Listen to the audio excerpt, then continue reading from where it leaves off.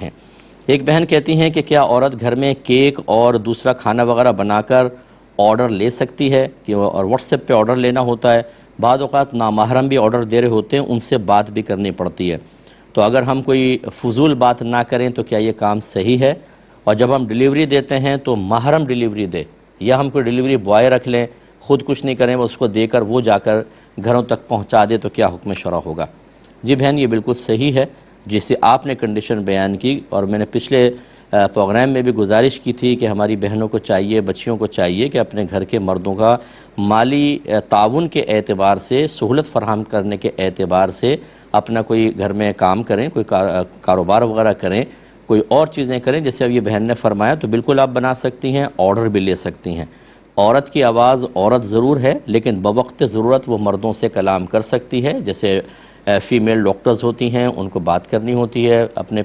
Patients وغیرہ سے، ایسی نرسز ہوتی ہیں، فیمیل نرسز، وہ مریضوں سے باتیں کر رہی ہوتی ہیں، ایسی ہماری بہنیں سبزی لینے جاتی ہیں،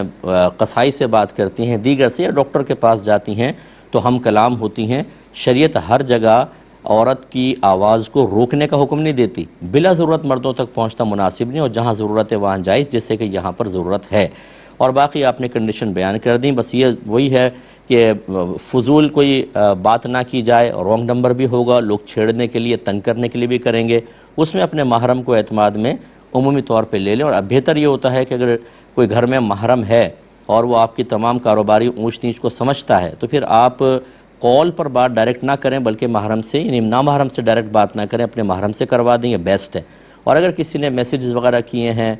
ٹیکسٹ میسیج ہیں یا وائس میسیج ہیں، اس پر بہرحال آپ اپنا جواب دے سکتی ہیں۔ وائس میسیج میں تھوڑا سا ہمارا مشورہ یہ ہوگا، خود جواب نہ دیں، محرم کو دینے دیں، کیونکہ عورت کی آواز ریکارڈ ہو جاتی ہے، اور بعض بہنوں کی آواز میں ملائمت بہت زیادہ ہوتی ہے، اور اس کی وجہ سے سامنے والے کے دل پر شیطان اثر انداز ہو سکتا ہے۔ اس میں بھی تھوڑی احتیاط کر لیں۔